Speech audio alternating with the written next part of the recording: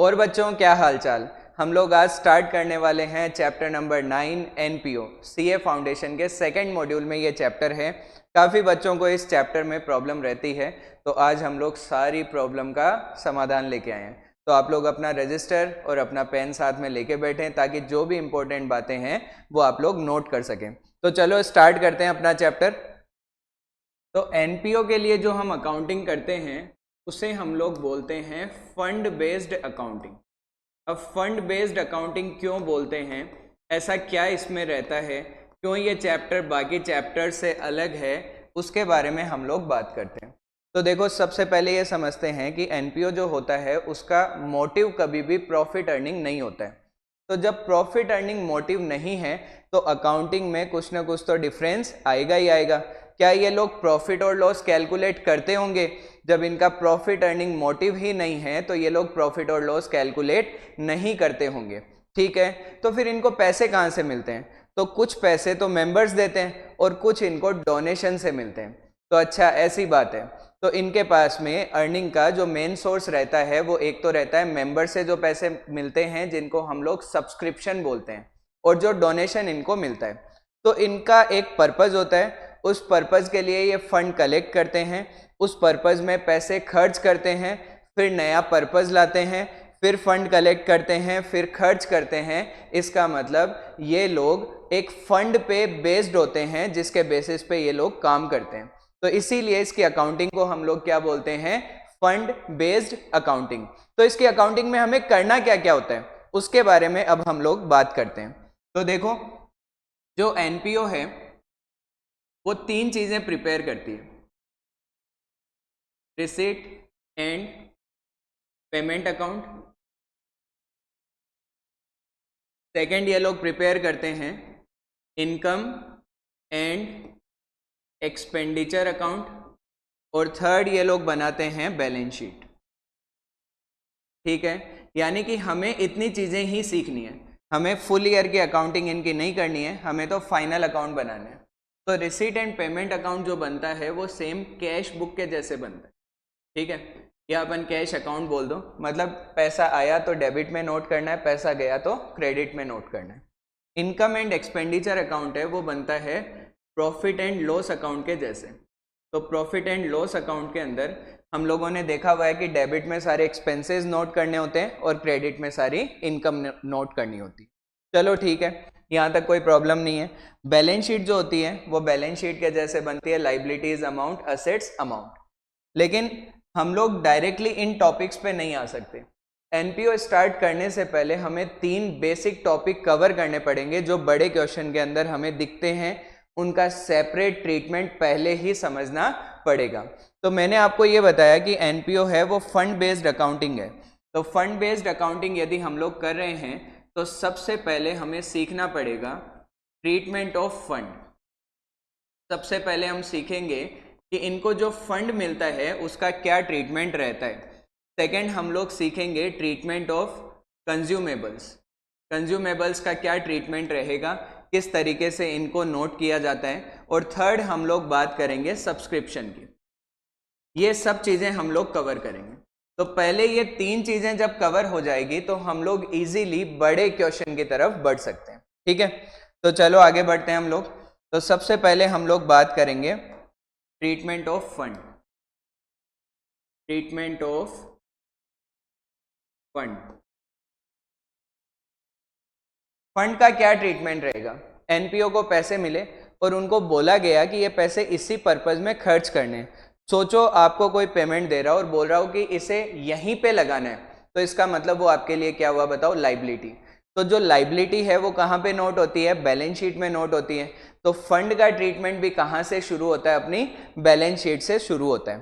ठीक है, फंड को हम डिवाइड करके अलग अलग तरीके से समझेंगे।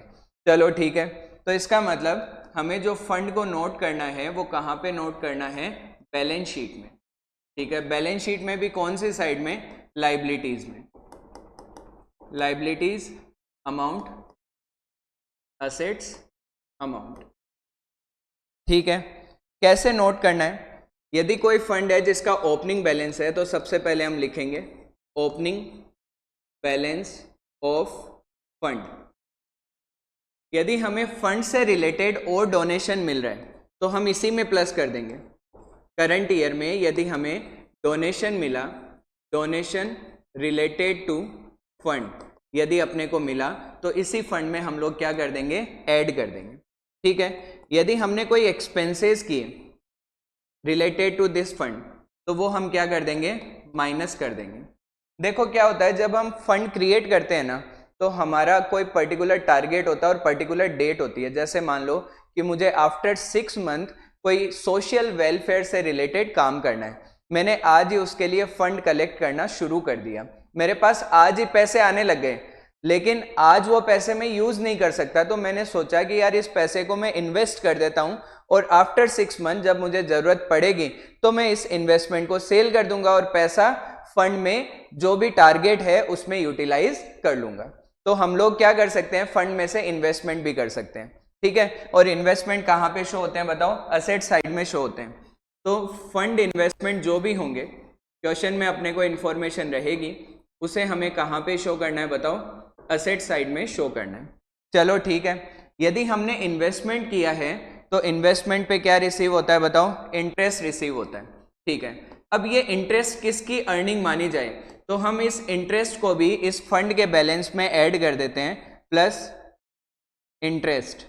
इंटरेस्ट आपको चाहे रिसीव हुआ या नहीं हुआ, कंप्लीट यहाँ पे हमें नोट करना है।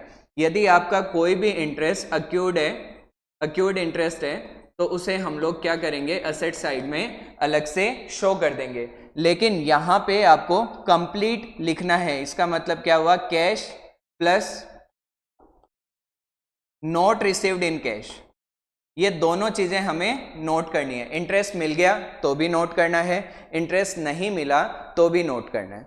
और इसके बाद जो अपना फाइनल बैलेंस आएगा उसे हम लोग कहाँ पे नोट करेंगे बताओ, अमाउंट के कॉलम में। लेकिन क्या फंड का इतना ही ट्रीटमेंट है, ऐसा नहीं है, हमें थोड़ी बहुत बातें और समझनी है। एक बार पहले हम रिवाइज करते हैं।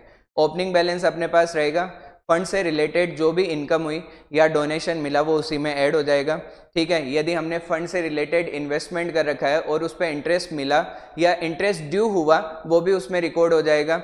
इसके अलावा यदि कोई एक्सपेंडिचर होंगे फंड से रिलेटेड तो वो हम माइनस कर देंगे, हमारे पास क्लोजिंग बैलेंस ऑफ फंड आ जाएगा जो अमाउंट के कॉलम में फाइनली हम लोग लिखेंगे। और जो इन्वेस्टमेंट है वो हम कहाँ शो करेंगे, असेट साइड में शो करेंगे।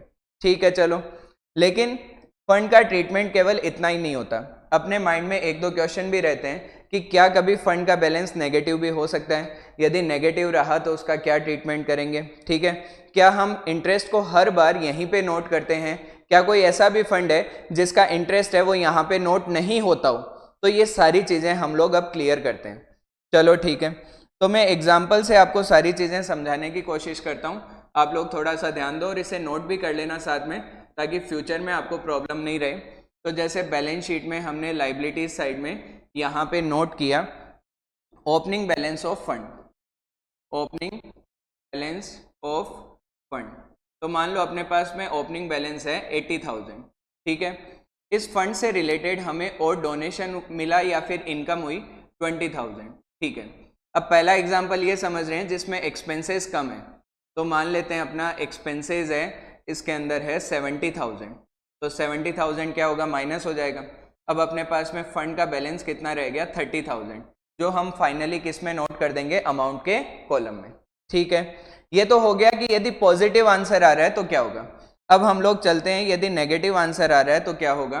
तो वापस एग्जाम्पल लेते हैं, ये अपनी है बैलेंस शीट, बैलेंस शीट में लाइबिलिटीज अमाउंट। अब हम यहाँ पे लिखते हैं opening balance of fund, opening balance of fund. मान लो अपने पास में ओपनिंग बैलेंस है 30,000 का। ठीक है, plus donation receive during the year, तो हमें डोनेशन मान लो रिसीव हुआ 90,000 का। टोटल अपने पास में कितना हो गया, 1,20,000। अब हुआ क्या, हमारे जो एक्सपेंडिचर थे वो थे 1,40,000, तो क्या हम यहाँ पे 1,40,000 माइनस करके नेगेटिव बैलेंस अमाउंट के कॉलम में नोट कर सकते हैं? बिल्कुल नहीं कर सकते। तो फिर हम यहाँ पे क्या करें, तो यहाँ पे हम माइनस करेंगे एक्सपेंसेस रिलेटेड टू फंड, जितना फंड का बैलेंस है उतना ही, तो कितना है 1,20,000, तो 120 माइनस करेंगे, अमाउंट के कॉलम में कितना आ गया बताओ, 0। लेकिन अपने एक्सपेंसेस एक्चुअल में कितने थे बताओ, 1,40,000 थे। हमने अभी तक कितने नोट किए हैं, 1,20,000। अब बच गए 20,000, वो कहाँ से आएंगे, वो एनपीओ अपने बाकी फंड में से देगा। मतलब जो उसके जनरल फंड है जिसका कोई पर्पज स्पेसिफाइड नहीं है, जो मेंबर से पैसे मिले हुए हैं, उनमें से ये 20,000 रुपए खर्च करेगा। तो ये खर्च करेगा तो कहाँ पे नोट करेगा, इनकम एंड एक्सपेंडिचर अकाउंट में। तो ये जो 20,000 का बैलेंस रह गया ये कहाँ पे नोट होगा, इनकम एंड एक्सपेंडिचर अकाउंट। अब एक्सपेंसेस हम लोग डेबिट में लिखते हैं, तो एक्सपेंडिचर अमाउंट, और यहाँ पे क्या लिखा जाएगा, to expenses related to fund, जो भी फंड है, और यहाँ पे कितना आ जाएगा 20,000। ये इसका कंप्लीट ट्रीटमेंट रहेगा। यदि पॉजिटिव बैलेंस है तो बैलेंस शीट में शो करेंगे, यदि एक्सपेंसेस है वो फंड के बैलेंस से ज़्यादा है तो जितना एक्सेस है वो इनकम एंड एक्सपेंडिचर अकाउंट में नोट होगा। बैलेंस शीट में कभी भी फंड का नेगेटिव बैलेंस हम शो नहीं करेंगे। चलो ठीक है, यहाँ तक बात हो गई क्लियर। अब हम लोग आगे बढ़ते हैं। देखो क्या सीन है कि अभी तक जो हमने बात की वो बहुत नॉर्मल फंड थे, हम लोग कुछ स्पेशल फंड की बात करते हैं। स्पेशल फंड कौन सा, ऐसा फंड जो अपने को मिला, हमने खर्च भी किया और उससे अपनी कोई असेट जनरेट हुई। तो हम पहले उस फंड की बात करते हैं, उसका पूरा कंप्लीट ट्रीटमेंट समझते हैं। तो हम लोग एग्जांपल के लिए ले लेते हैं बिल्डिंग फंड, ठीक है। अब मैं बिल्डिंग फंड का एग्जांपल लेके आपको सारी चीज़ें समझाता हूँ, एकदम ध्यान से समझना, इसके ट्रीटमेंट में कई बार गड़बड़ होती है, ठीक है। तो बिल्डिंग फंड है तो लिखेंगे तो हम लोग बैलेंस शीट में लाइबिलिटीज अमाउंट, असेट्स अमाउंट, ठीक है। अपने पास है मान लो opening balance of building fund, ठीक है। फिर हमें और डोनेशन मिला बिल्डिंग बनाने के लिए, तो मान लो ये पहले से था 5 लाख का, हमें 7 लाख का फंड और मिल गया, टोटल हो गया 12 लाख का। और करंट ईयर में हमने बिल्डिंग को कंस्ट्रक्ट करवाने में पैसा खर्च किया मान लो 6 लाख, ठीक है। तो अब अपने पास में बैलेंस कितना रह गया बताओ, 6 लाख। चलो ये नॉर्मल ट्रीटमेंट तो हमें पहले से पता है। अलग क्या हुआ, जो बिल्डिंग कंस्ट्रक्ट हुई है वो अभी तक कंप्लीट नहीं हुई, तो हम लोग यहाँ पे क्या लिखेंगे, असेट साइड में बिल्डिंग वर्क इन प्रोग्रेस। मतलब इतनी बिल्डिंग अभी प्रोग्रेस में चल रही है, अभी कंप्लीट नहीं हुई है, 6 लाख रुपए हम उस पर खर्च कर चुके हैं। क्या इतना ही ट्रीटमेंट है? नहीं, इसके आगे का ट्रीटमेंट समझते हैं जो ज़्यादा इंपॉर्टेंट है, जो जनरली बच्चों को नहीं पता होता है, इसको आराम से समझना। देखो हम लोग क्या करते हैं, सोल प्रोप्राइटरशिप जो होती है ना, उसमें जो भी ऑनर पैसे लगाता है उसे कैपिटल बोलते हैं। पार्टनरशिप में होती है उसे क्या बोलते हैं हम लोग, पार्टनर्स कैपिटल। कंपनी में होती है उसे क्या बोलते हैं, शेयर होल्डर फंड या शेयर कैपिटल, है ना। लेकिन यहाँ पे एनपीओ में जो भी मेंबर्स का फंड होता है उसे हम लोग बोलते हैं कैपिटल फंड या फिर जनरल फंड। दोनों में से कोई भी नाम हम यूज कर सकते हैं जो क्वेश्चन में गिवन हो। तो मैं एक बार यहाँ पे कैपिटल फंड वर्ड यूज कर रहा हूँ, कैपिटल फंड। इसका और क्या नाम हो सकता है बताओ, जनरल फंड। जनरल फंड, आपको पता है ये जो 6 लाख रुपीस हमने खर्च किए हैं ना बिल्डिंग बनाने में, ये इस कैपिटल फंड में भी ऐड होंगे। मतलब बिल्डिंग कंस्ट्रक्शन के लिए जो हमने पैसा खर्च किया वो कैपिटल फंड का पार्ट बन जाएगा। लेकिन इसका रीजन क्या है, ऐसा क्यों कर रहे हैं हम, हमें जो भी फंड पहले मिले उनमें हमने क्या किया, एक पर्पज के लिए फंड मिला, उस पर्पज में पैसा खर्च कर दिया, लेकिन एनपीओ के पास कुछ भी नहीं रहा, ठीक है। ये फंड हमें क्यों मिला है, बोला कि बिल्डिंग बना लो, किसके लिए, एनपीओ के लिए। एनपीओ की बिल्डिंग के लिए फंड मिला, एनपीओ की बिल्डिंग क्रिएट हुई, तो ये अपना प्रॉफिट हुआ, लेकिन किस नेचर का, कैपिटल नेचर का। क्या हम कैपिटल नेचर के प्रॉफिट को P&L यानी कि इनकम एंड एक्सपेंडिचर अकाउंट में नोट कर सकते हैं क्या, नहीं कर सकते। तो फिर उसे कहाँ ऐड करें या कहाँ नोट करें, डायरेक्टली कहाँ नोट करेंगे, बैलेंस शीट में। क्या हम बैलेंस शीट में सेपरेटली कैपिटल रिजर्व नाम से कोई भी अकाउंट बना सकते हैं क्या, नहीं बना सकते। क्यों नहीं बना सकते, ऐसा क्या रीजन है, क्योंकि अपना प्रॉफिट मोटिव है ही नहीं, तो हम क्या करेंगे, उसे कैपिटल फंड में ऐड कर देंगे। ये इसका पूरा रीजन रहता है। तो हमेशा ध्यान रखना, कोई भी ऐसा फंड जो किसी असेट के क्रिएशन से रिलेटेड है तो वो असेट जो है वो शो होगी असेट साइड में, और जितना पैसा हमने उसको बनाने में लगाया वो कैपिटल फंड में ऐड किया जाएगा। बोलो यहां तक क्लियर है? अब फंड से रिलेटेड हम लास्ट बात करते हैं, लास्ट पॉइंट समझते हैं। चलो ठीक है, तो फंड से रिलेटेड लास्ट पॉइंट क्या है वो देखते हैं। ये अपनी है बैलेंस शीट, ठीक है, लाइबिलिटीज अमाउंट, असेट्स अमाउंट, ठीक है। मैंने आपको बताया कि कैपिटल फंड वर्ड यूज करते हैं जो भी मेंबर्स का फंड है उसके लिए, या फिर हम लोग क्या यूज करते हैं, जनरल फंड, ठीक है। अब मान लो हमने किया हुआ है जनरल फंड इन्वेस्टमेंट, मतलब अपने पास जो फंड था, जो कैपिटल थी, ऐसे मान लो अपने माइंड में ऐसे कैपिटल सेट करो, जो कैपिटल थी उसको हमने इन्वेस्ट कर दिया, ठीक है। इससे क्या मिला अपने को, इंटरेस्ट मिला। इस इंटरेस्ट का क्या ट्रीटमेंट रहेगा, ये अपना फंड से रिलेटेड ट्रीटमेंट में लास्ट टॉपिक है, ठीक है। तो अभी आप लोग बोलोगे यार अभी तो समझाया था कि जो भी इंटरेस्ट है वो फंड के बैलेंस में यहाँ पे ऐड कर देना है, और तो क्या ट्रीटमेंट रहेगा, ऐसा नहीं है। अब देखो हम लोग बात कर रहे हैं जनरल फंड की। जनरल फंड किसको रिप्रेजेंट करता है, कैपिटल। ऐसे मान लो कैपिटल पे इंटरेस्ट मिल रहा है, तो कैपिटल का इंटरेस्ट क्या हम बैलेंस शीट में शो करते हैं या फिर P&L में नोट करते हैं? एक बार याद करो, कैपिटल तो इंक्रीज होती है, ये बात सही है आपकी, लेकिन हम लोग नोट कहाँ करते हैं उसे, P&L अकाउंट में। तो यहाँ पे इसे कहाँ पे नोट किया जाएगा, इनकम एंड एक्सपेंडिचर अकाउंट में। इसे रेवेन्यू इनकम की तरह ट्रीट किया जाएगा। तो इसे हमें कहाँ पे नोट करना है, इस इंटरेस्ट को इनकम एंड एक्सपेंडिचर अकाउंट में, और वो भी कौन सी साइड में बताओ, इनकम साइड में। इनकम में हम लोग नोट करेंगे bye interest on general fund investment, जो भी अमाउंट होगी वो यहाँ पे नोट हो जाएगी। बाकी फंड की जो भी इनकम है वो कहाँ पे नोट होगी, उस फंड के बैलेंस में ऐड हो जाएगी, ठीक है। लेकिन जो जनरल फंड इन्वेस्टमेंट है उस पर जो भी इंटरेस्ट हमें अराइज होगा वो इनकम एंड एक्सपेंडिचर में नोट किया जाएगा। ये आपका कंप्लीट ट्रीटमेंट हो गया फंड का। अब आपको फंड से रिलेटेड क्वेश्चन जो भी आज प्रैक्टिस करने हैं, पूरा वीडियो कंप्लीट होने के बाद, अभी नहीं करने, ठीक है। पूरा वीडियो कंप्लीट होने के बाद जो प्रैक्टिस करने हैं आप 12th की बुक से कर सकते हो। 12th में यदि आपके पास किसी भी राइटर की बुक है तो उसमें 4 to 5 क्वेश्चंस आपको फंड से रिलेटेड सेपरेटली मिल जाएंगे, तो उनकी प्रैक्टिस करोगे तो आपको ये पूरा टॉपिक क्लियर हो जाएगा। फिर भी डाउट रहे तो आप पूछ सकते हो, अभी भी कोई डाउट है तो आप कमेंट कर सकते हो, आपको रिप्लाई मिलता रहेगा, ठीक है। चलो आगे बढ़ते हैं। ये अपना फर्स्ट ट्रीटमेंट तो कंप्लीट हो गया। अब हम सेकंड पता है किसकी बात करेंगे, कंज्यूमेबल्स की। पता है कंज्यूमेबल्स क्या होते हैं? उसके लिए पहले एग्जांपल लेते हैं, उसके बाद में यहाँ पे कंज्यूमेबल का क्या ट्रीटमेंट रहेगा वो हम लोग समझेंगे, ठीक है। एक एग्जांपल लेते हैं, जैसे मान लो कि हम लोग अपने घर पे 100 kg शुगर लेके आए, चीनी लेके आए, ठीक है। 100 किलो चीनी लाए और मान लो रेट है 40 रुपये पर kg, ठीक है। टोटल हमने कितने रुपए दिए, 4000 रुपये दिए। ऐसा हमने इसी मंथ किया, मान लो अगस्त में किया, अगस्त में हमने परचेज किया, ठीक है। अब अपना कंजम्पशन कैसे कैसे है वो समझते हैं। अब अपना मान लो अगस्त में कंजम्पशन है 20 kg, ठीक है। सितंबर के अंदर कंजम्पशन है 30 kg, ठीक है।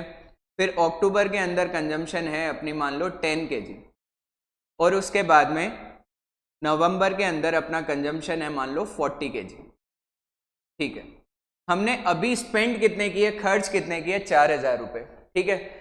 लेकिन मुझे यदि पूछा जाए कि अगस्त के एक्सपेंडिचर कितने हैं, तो क्या मैं अगस्त के एक्सपेंडिचर पूरे 4000 बताऊं? नहीं, मैं शुगर लेके तो आ गया, लेकिन क्या मैंने पूरी कंज्यूम अगस्त में कर ली? नहीं की। तो अगस्त में कितने की, 20 kg, और 1 kg की रेट कितनी है बताओ, 40 रुपये, कितना हुआ, 800। तो मेरा अगस्त का जो एक्सपेंडिचर है वो कितना रहेगा, 800, ठीक है। यदि सितंबर की बात करूं 30 × 40 कितना हो गया, 1200 kg। यहाँ पे 10 × 40 400 रुपीज़, और यहाँ पे कितना हो गया, 1600 रुपीज़। इसका मतलब मेरे हर महीने के एक्सपेंडिचर मेरी कंजम्पशन पे डिपेंड करते हैं। तो एनपीओ के अंदर भी ऐसा बहुत सारा सामान आता है जो वो लोग बल्क में परचेज करके ले आते हैं, लेकिन टाइम के साथ धीरे धीरे उसे क्या किया जाता है, यूटिलाइज किया जाता है। ऐसा भी हो सकता है 31 मार्च मतलब अपना ईयर एंड आया, उस टाइम पे जो भी हमने पहले परचेज किया था उसका कुछ स्टॉक पड़ा है, तो क्या वो स्टॉक करंट ईयर में कंज्यूम हो गया? नहीं हुआ। क्या हम डायरेक्टली परचेज को कंज्यूमेबल मान के रिकॉर्ड करते हैं? नहीं कर सकते। तो हमें ये आइडेंटिफाई करना पड़ेगा कि करंट ईयर में हमने कितना कंज्यूम किया है, और कंज्यूम किया वो ही अपना एक्चुअल एक्सपेंडिचर रहेगा, जिसे हम इनकम एंड एक्सपेंडिचर अकाउंट में नोट करेंगे। तो इसकी कैलकुलेशन कैसे की जाए? ठीक है, तो कैलकुलेशन पार्ट पे चलते हैं, हम समझते हैं इसको कि कैलकुलेशन कैसे होगी। देखो, हमें ये जानना है कि हमने कंज्यूमेबल का परचेज कितना किया। परचेज भी दो टाइप का होता है, एक तो हो गया क्रेडिट परचेज और दूसरा कौन सा हो गया बताओ? Cash purchase. ठीक है, तो हमें यह जानना है कि हमने कंज्यूमेबल कितना परचेज किया, चाहे वो क्रेडिट में किया हो चाहे वो कैश में किया हो। इन दोनों को ऐड करते ही अपने पास में क्या आ जाएगा बताओ? Total purchase. चलो यहां तक बात हो गई क्लियर।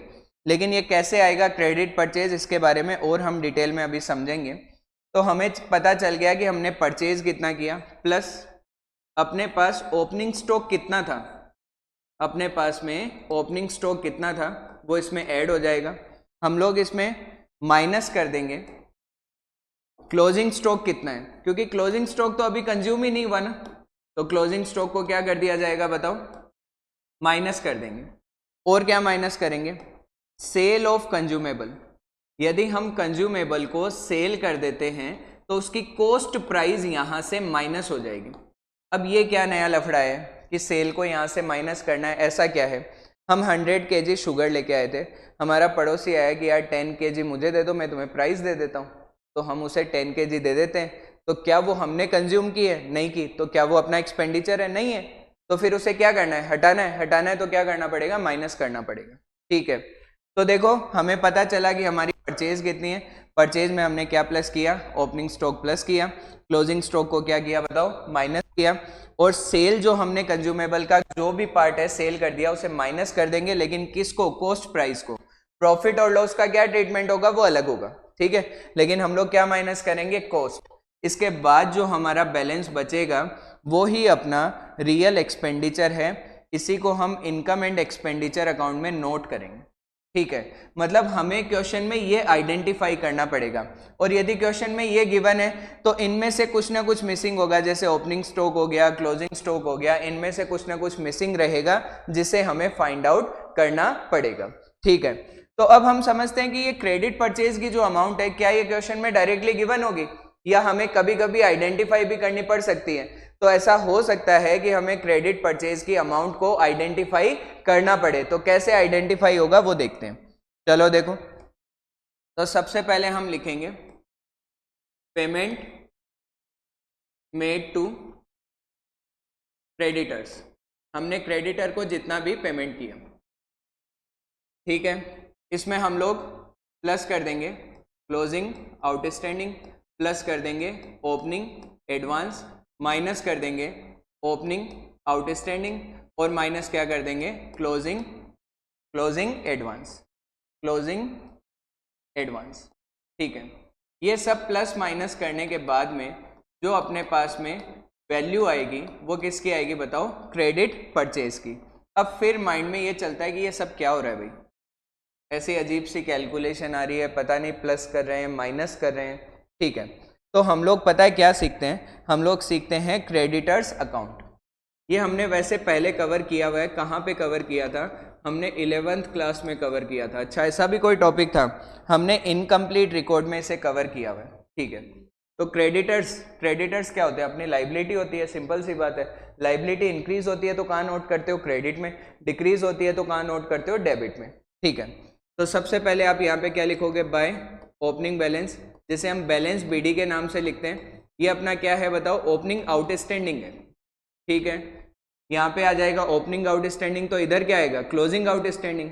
सही बात है। यदि हमने क्रेडिटर को एडवांस दिया है तो ओपनिंग एडवांस कहाँ पे आएगा? डेबिट साइड में। जब हम एडवांस पेमेंट करते हैं वो अपनी एसेट होती है, एसेट का डेबिट बैलेंस होता है, तो हमने कहाँ नोट किया बताओ? डेबिट में। और इधर क्या आएगा बताओ? By closing advance. ठीक है, यहाँ तक तो अकाउंट समझ में आ गया। आगे समझते हैं। यदि क्रेडिटर इंक्रीज होंगे तो किस रीजन से होंगे? जब हमने क्रेडिट पे परचेज किया होगा तभी होंगे। तो यहाँ पे क्या आएगा? By purchase. बाई परचेज, और ये परचेज कौन सी होगी बताओ, क्रेडिट परचेज होगी। और जब हम क्रेडिटर को पेमेंट करेंगे तो क्या होगा, उनका बैलेंस डिक्रीज होगा, डेबिट में आएगा, ठीक है, टू कैश, टू बैंक या फिर टू रिसीट एंड पेमेंट। तो अब देखो अपने पास में टोटल 6 आइटम है जो हम क्रेडिटर अकाउंट में दिखा रहे हैं। ऐसा जरूरी नहीं है कि ये सारी इंफॉर्मेशन क्वेश्चन में अवेलेबल हो, लेकिन जितनी इंफॉर्मेशन है उसको हमें क्या करना पड़ेगा, यूटिलाइज करना पड़ेगा, ठीक है, चलो सही बात है। तो अब हमें क्या करना है, हमें ये अमाउंट यदि फाइंड आउट करनी हो, मान लो परचेज की अमाउंट गिवन नहीं हो, तो कैसे निकालोगे, बैलेंसिंग फिगर। बैलेंसिंग फिगर कैसे निकलता है, इन तीनों को इधर प्लस कर लिया और ये दोनों माइनस कर दिए, तो अपने पास क्या आ जाएगा, क्रेडिट परचेज। तीनों प्लस क्या क्या हो रहे हैं देखो, ये क्या है, पेमेंट मेड टू क्रेडिटर, ये हो गया फर्स्ट अपना, ठीक है। ये क्या है, क्लोजिंग आउटस्टैंडिंग, ठीक है, प्लस कर दिया। इधर क्या है, ओपनिंग एडवांस, हमने प्लस कर दिया। अब माइनस क्या करना है, ओपनिंग आउटस्टैंडिंग, ये ओपनिंग आउटस्टैंडिंग माइनस हो गया। और क्या माइनस करना है, क्लोजिंग एडवांस, हमने माइनस कर दिया। अब अपने पास क्या आ गया बताओ, क्रेडिट परचेज। ये जो स्टेटमेंट बना है ना, इसी अकाउंट से बनाया हुआ है, ठीक है। 11th में इनकम्प्लीट रिकॉर्ड में यदि हमने ढंग से किया होता तो इसमें अपने को बिल्कुल भी प्रॉब्लम नहीं आती, ठीक है। लेकिन चलो अब सीख लिया, बोलो यहाँ तक क्लियर हो गया। जैसे ही हमें क्रेडिट परचेज पता चली, यदि क्वेश्चन में कैश परचेज से रिलेटेड इन्फॉर्मेशन है, ऐड कर देंगे, टोटल परचेज आ जाएगा। टोटल परचेज में ऐड करेंगे ओपनिंग स्टॉक ऑफ कंज्यूमेबल, ठीक है, माइनस करेंगे क्लोजिंग स्टॉक ऑफ कंज्यूमेबल, और क्या माइनस करेंगे, सेल ऑफ कंज्यूमेबल, लेकिन कौन सी प्राइस, सेलिंग प्राइस नहीं, कॉस्ट प्राइस, ठीक है। और उसके बाद में जो बचेगा वो अपना क्या होगा, रियल एक्सपेंडिचर होगा। बोलो यहाँ तक क्लियर हो गया। तो हमने 2 इंपॉर्टेंट और छोटे टॉपिक कवर किए हैं जो बड़े क्वेश्चन के अंदर जरूर आते हैं। एक तो हमने बात की है किसकी, ट्रीटमेंट ऑफ फंड की, और दूसरा हमने किसकी बात की है, कंज्यूमेबल्स की। बोलो यहाँ तक क्लियर है सबको। यदि कोई भी डाउट है तो आप कमेंट में आराम से लिख सकते हो, आपको रिप्लाई मिलता रहेगा। अब हम लोग नेक्स्ट वीडियो में बात करेंगे सब्सक्रिप्शन अकाउंट की। हम लोग डिटेल में समझेंगे कि सब्सक्रिप्शन का क्या ट्रीटमेंट होता है, अकाउंट कैसे बनता है, और उससे रिलेटेड हम लोग जो भी मॉड्यूल में हैं उन क्वेश्चंस को भी सॉल्व करेंगे। तो चलिए मिलते हैं नेक्स्ट वीडियो में।